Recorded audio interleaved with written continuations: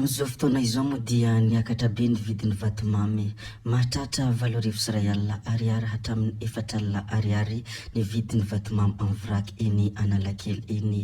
Niakatra avy eny ny vidin'ny vatomamy amin'izao akatoko ny fety izao ary 5,000 ariary izy tamin'ny taondasa.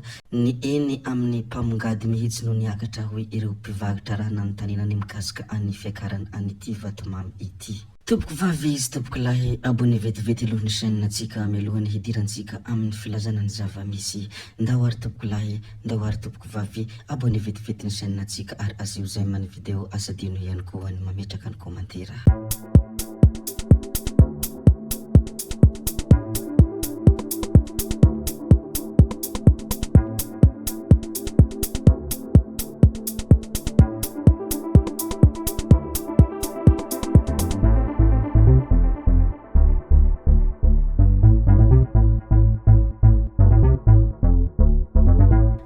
Amin'iny distrikany Ambatondrazaka iny no hanombohantsika an'ity video anankiray ity. Olona 5,20 marary nihinana henomby.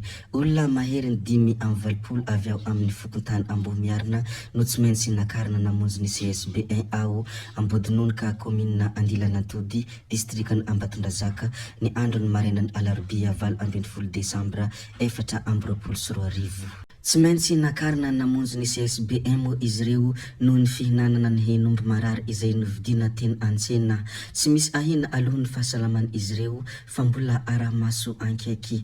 Izany moa ny zavatra nisy teny amin'ny distrikany Ambatondrazaka iny ny mikasika olona 5,20 marary izay nihinana henomby. Araka izay efa nolazaintsika teo moa dia tsy misy ahina aloha ny fahasalaman izy ireo fa tsy maintsy ara-maso ankaiky kosa. Rehefa voalazantsika moa ny mikasika an'izay ndeha resika hilaza an'ity manaraka ity indray.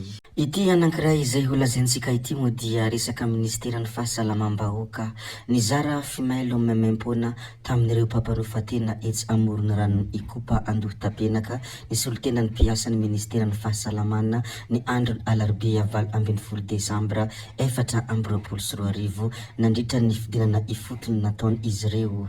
Nisy ihany koa moa ny fanentanana mikasika ny fanaovana fandrindrana ny fiainam-pianakaviana sy ny fanaovana fitiliana manoloana ny aretina VIH sida.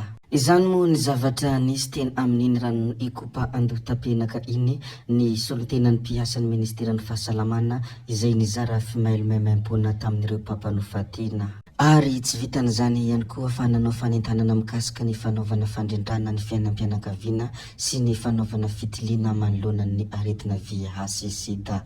Rehefa voalazantsika moa ny mikasika an'izay ndeha resika hilazan'ny zavatra hafa ihany koa. Hiresaka kely indray ny mikasika ny marika tatandraza isika.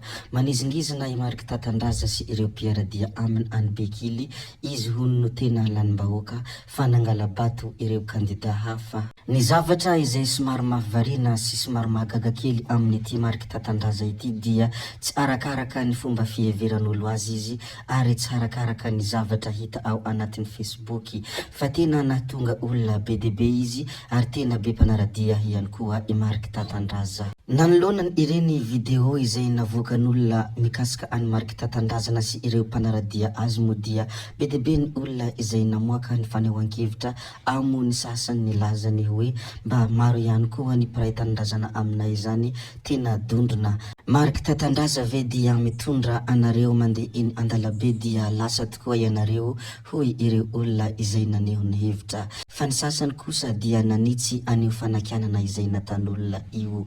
Ny zavatra tsy tsapanareo ato amin'ny Facebook eny dia any ambanivohitra any tsy manao Facebook ny akamaroany ary ny zavatra izay fantatra zareo dia tsy misy afa-tsy ny hoe fizarana kafe Bojo sy ny ireo rehetra izay zareny marika tatandraza Bojo. Ary izao zava-misy hitantsika izao dia manamarika ny hoe tsy ny zavatra rehetra ato amin'ny Facebook ny tena marina ary tsy ny zavatra rehetra izay hitantsika ato amin'ny Facebook no hita eny an-toerana rehefa midina ifotony ianao. Izany moa ny mikasika an'iny marika tatandrazana iny koa dia zareko kely aminareo ny mikasika an'iny sy ny fanehoan-kevitra ireo olona be dia be nanoloana ny fitondrany marika tatandrazana olona teny Andalambe. Fa ity anankiray ity indray dia resaka olombelona nanjavona imariky tatandrazana ve? Tsy imariky tatandrazana mihitsy ty nanjavona ity fa olona hafa mihitsy. Izy ty mo dia mpangalatra nanjavona nihidy irery tao antrano nangalarany.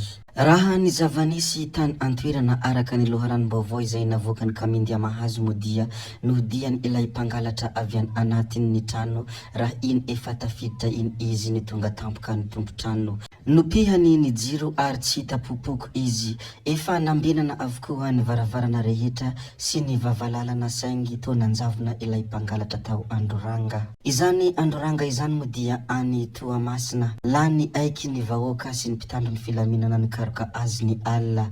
Raha ny tsaho ny hely sy ny biobio-ndresaka mikasika an'ity mpangalatra ity dia ny hoe mety ny vavalavo ity mpangalatra ity no tsy hita tampoka teo ny eo.